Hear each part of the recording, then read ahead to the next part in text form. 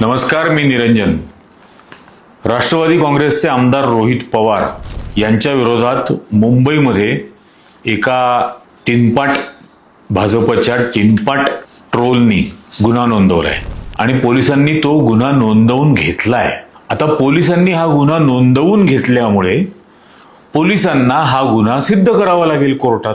आणि पहिली गोष्ट तर ती कलमं जी लावली आहेत त्या कलमांकडे बघितल्यानंतर पहिल्यांदा रोहित पवारांना तातडीने अटक करावी लागेल. कारण की यात त्यांच्यावरती जी कलमं लावलेली आहेत, भारतीय न्याय संहितेची 336/2 फोर्जरी म्हणजे बनावट काहीतरी तयार करणं, त्याच्यानंतर 336/3 फसवणूक करण्यासाठी फोर्जरी करणं, 336/4 कोणाला तरी दुखापत किंवा इजा पोहोचवण्याच्या उद्दिष्टाने किंवा कोणाचं तरी रेप्युटेशन, कोणाची तरी प्रतिमा खराब करण्यासाठी म्हणून फोर्जरी करणं, त्याच्यानंतर व्होटर आयडी किंवा आधार कार्डची फोर्जरी करणं 337, 353/2 म्हणजे सार्वजनिक कर्मचाऱ्यावरती हल्ला करणं, गुन्हेगारी कृत्य करणं,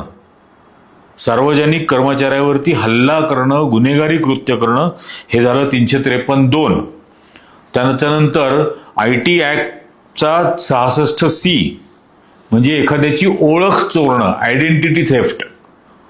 नंतर 353(1)(ब) खोट्या माहितीने शांततेचा भंग करणं, 353(1)(c) समुदायाला दुसऱ्या समुदायाच्या विरोधात गुन्हा करण्यास प्रवृत्त करणं, असा तो त्यांच्यावरती गुन्हा नोंदवलेला आहे.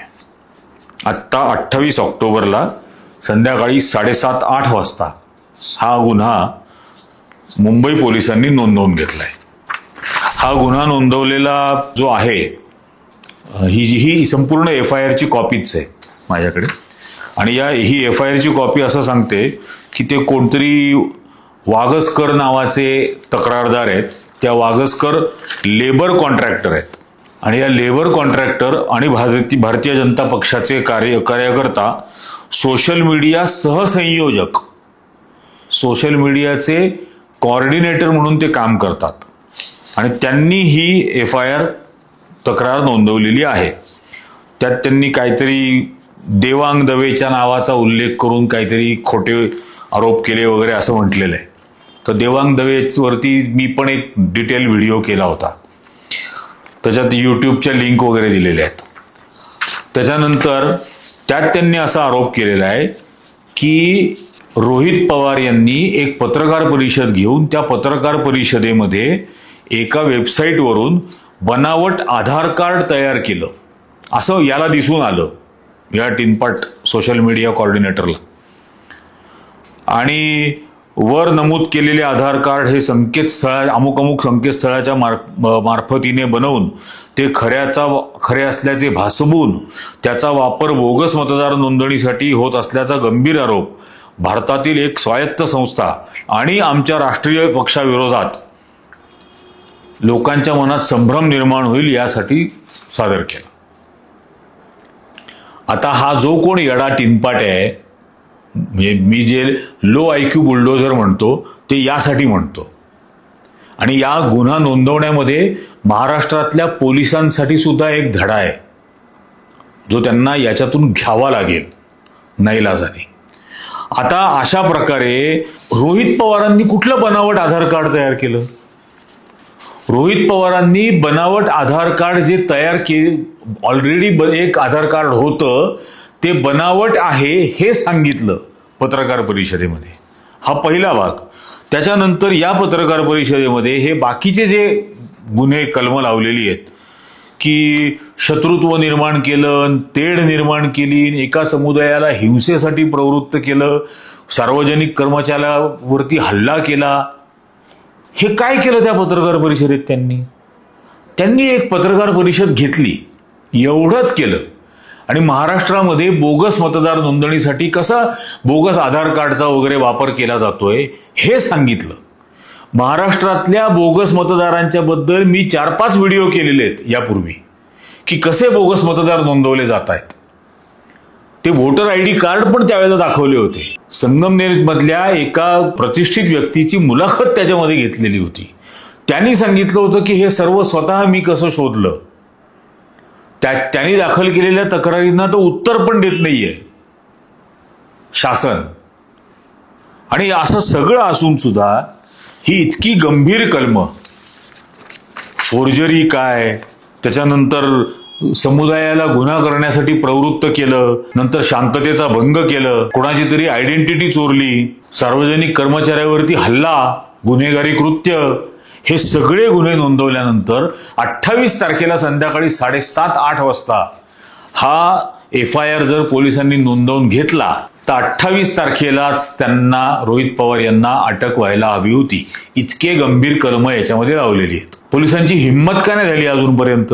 2 दिवस उलटलेत, आज 30 तारीख आहे, अजूनपर्यंत रोहित पवारांना अटक करायची हिंमत का दाखवली नाही? आज सकाळी याच्याबद्दल रोहित पवारांनी पत्रकार परिषद सुद्धा घेतली आणि हा जो कोण, त्यांनी चिरकुट शब्द वापरला, मी टिनपाट शब्द वापरतो.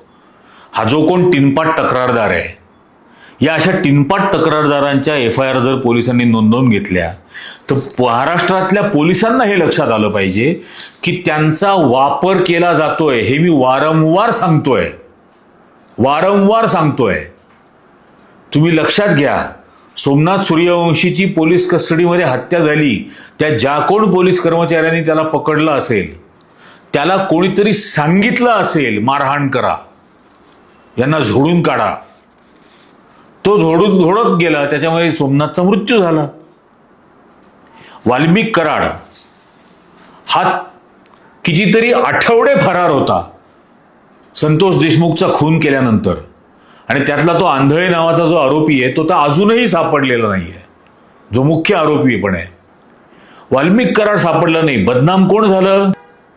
महाराष्ट्र पोलीस बदनाम झाले. बदलापूरचा राहुल आपटे, लहान लहान मुलींवरती शाळेतल्या बलात्कार झाले, त्यांचा लैंगिक छळ झाला.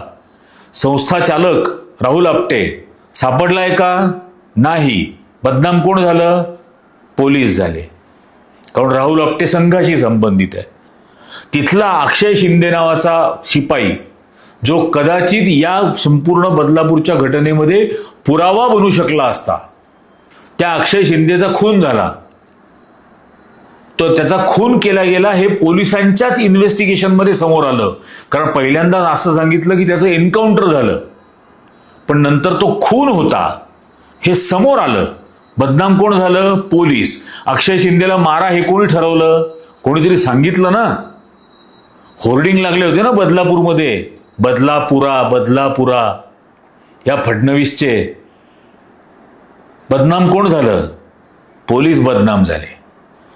पोर्शे घटना पुण्यामधली, गाडीने उडवून दिलं गेलं, ते सगळे पुरावे नष्ट करण्याचा प्रयत्न झाला. बदनाम कोण झालं? पोलीस झाले. त्या पुण्यामधल्या कोथरूडमधल्या 3 मागासवर्गीय समाजाच्या मुलींवरती अॅट्रॉसिटी झाली. बदनाम कोण झालं? पोलीस झाले. पोलिसांचा वापर होतोय राष्ट्रीय स्वयंसेवक संघ आणि भाजपचा अजेंडा राबवण्यासाठी, आणि बदनाम पोलीस होत आहेत. हे पोलिसांनी लक्षात घेतलं पाहिजे या सगळ्या प्रकारात. आत्ता सुद्धा हे सगळं संपदा मुंडेची आत्महत्या झाल्यानंतर त्या ज्या काही पोलीस अधिकाऱ्यांची तिने नावं लिहिली त्याच्यामध्ये, ते पोलीस अधिकारी स्वतःच्या प्रेरणेने तिला छळत होते का? त्यांना कोण सांगत होतं? कोणतरी राजकीय नेता, एक माजी खासदार हे त्यांना सांगत होता आणि ते छळत होते. अजेंडा कोणाचा राबवला जात होता? राजकीय नेत्याचा, माजी खासदाराचा. बदनाम कोण आता होत आहे? किंमत कोणाला चुकवायला लागतेय? पोलिसांनी जी FIR नोंदवली त्यात नाव कोणाचं आलेलं आहे? 2 पोलिसांचं. हे महाराष्ट्रातल्या पोलिसांनी धडा घेतला पाहिजे. हे भारतीय जनता पक्षाच्या राजकीय अजेंड्याला साथ देणं बंद करा. तुमची बदनामी होईल. एक वेळ अशी येईल की तुमचीच बायको आणि तुमच्याच मुली यांना घाण वाटेल तुमची. पोलीस अधिकाऱ्यांच्या पोरींना आणि पोलीस अधिकाऱ्यांच्या बायकांना स्वतःच्या नवऱ्याची घृणा वाटायला लागेल. इतकी वेळ स्वतःवरती येऊ देऊ नका. आणि ती येते आहे कारण तुमच्या मार्फत भाजप RSSचा अजेंडा राबवला जातोय. ही कृपा करून लक्षात घ्या. हे हजारो लाखो शेतकरी नागपूरला मोर्चा घेऊन गेले. कोणाला पाठवलं तिथं? बच्चू कडूंशी बोलायला कोणाला पाठवलं? पोलीस अधिकाऱ्यांना पाठवलं. तिथं कोणाचे आबरूचे धिंडवडे निघाले? पोलीस अधिकाऱ्यांच्या निघाले. शेतकऱ्यांच्या मोर्चाशी बोलणी कोणी करायला पाहिजे होती? मुख्यमंत्री, अर्थमंत्री, कृषी मंत्री. पाठवलं कोणाला? पोलीस अधिकाऱ्याला. का बरं? पोलिसांना ढाल बनवून स्वतःचे राजकीय अजेंडे हे राजकीय पक्ष राबवतायत. स्वतःचा ढाल म्हणून उपयोग करून घ्यायचा का नागरिकांसाठी ढाल बनायचं हे पोलिसांनी ठरवायचं. कारण असंच जर होत राहिलं आणि पोलीस असेच बदनाम जर होत राहिले तर याचा कधी ना कधीतरी उद्रेक होईल की नाही होणार. आणि जनतेचा उद्रेक नाही झाला, कमीत कमी स्वतःच्या कुटुंबापर्यंत तरी लक्ष ठेवा. तुमचीच मुलगी आणि तुमचीच पत्नी यांना जर तुमची घृणा आणि घाण वाटायला लागली तर काय होईल? आणि ती वाटायला हवी असं माझं म्हणणं आहे. ती वाटायलाच हवी की माझा बाप इतक्या गलिच्छ गोष्टींना संरक्षण देण्यासाठी सरकारला मदत करतोय. माझा बाप एका गलिच्छ राजकीय अजेंड्यासाठी कुठल्या तरी डॉक्टर असलेल्या मुलीचा छळ करतोय, मानसिक शारीरिक छळ करतोय तिचा, आणि त्यापोटी तिला आत्महत्या करावी लागते. हे खूप गंभीर आहे. आणि हे त्या प्रत्येक युनिफॉर्म घातलेल्या, पोलिसांचा युनिफॉर्म घातलेल्या प्रत्येक पुरुषामधला जो बाप किंवा नवरा आहे ना, त्यांनी हा विचार करावा की मी महाराष्ट्र सरकारचा पोलीस अधिकारी आहे, देवेंद्र फडणवीस या व्यक्तीचा नाही, किंवा भारतीय जनता पक्षाचा पोलीस नाहीये, RSSचा पोलीस नाहीये. मी महाराष्ट्र सरकारचा पोलीस आहे, जो भारत सरकारच्या संविधानाप्रमाणे यांनी जो काम करेल. असं जर करू शकलात, इतका ताठपणा जर दाखवून काम करू शकलात, तर तुमची पत्नी आणि मुलगी तुमची इज्जत करेल, तुम्हाला मान देईल आणि नागरिक तुम्हाला मान देतील. ही जी FIR नोंदवलेली आहे, या FIRचे कोर्टामध्ये तर धिंडवडे निघतील. कारण हे सगळे आरोप पोलिसांना सिद्ध करावे लागतील. हा जो कोण तीनपाट थर्ड क्लास वागच करे ना, याला नाही सिद्ध करावे लागणार. ह्याने नुसती तक्रार दिली. इन्व्हेस्टिगेशन पोलिसांना करायचं आहे आणि पोलिसांना हे गुन्हे सिद्ध करावे लागतील.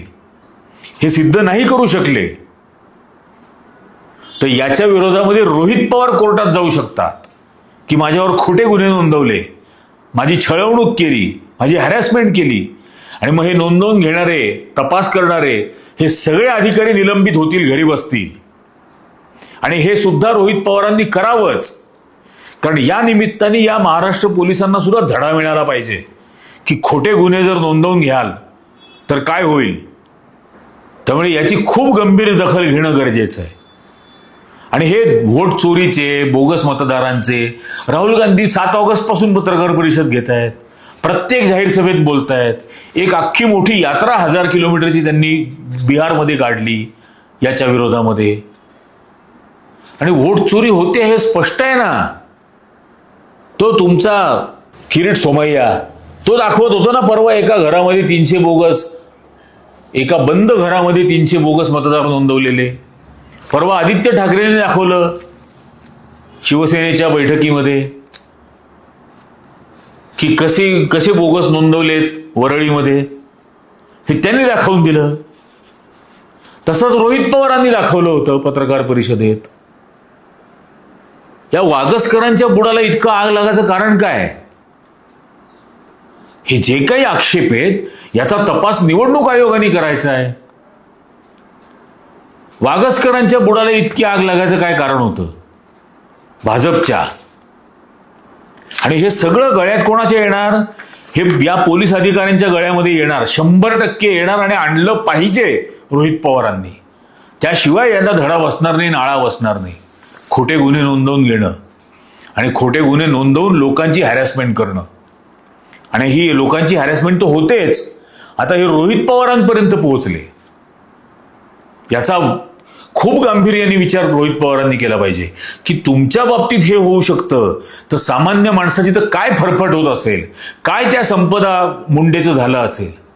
तिच्याही विरोधात खोटे गुन्हे नोंदवले आणि असे कित्येक शेकड्यांनी खोटे गुन्हे नोंदवले तिथं फलटणमध्ये. हे पण आता समोर येत आहे आणि त्याचे परिणाम काय होत आहेत हेही समोर आलं. त्या एका कुटुंबाने, नवरा बायकोनी दोघांनी आत्महत्या केली, भावांनी आणि वहिनीने आत्महत्या केली म्हणून कॅमेऱ्यासमोर त्यांच्या धाकट्या भावानी कोयत्याने स्वतःचं बोट कापून घेतलं आणि व्हिडिओत सांगितलं मुख्यमंत्र्यांच्या नावाने की दर आठवड्याला तुम्हाला मी एक अवयव पाठवू का माझा तोडलेला, मग न्याय मिळणार आहे का.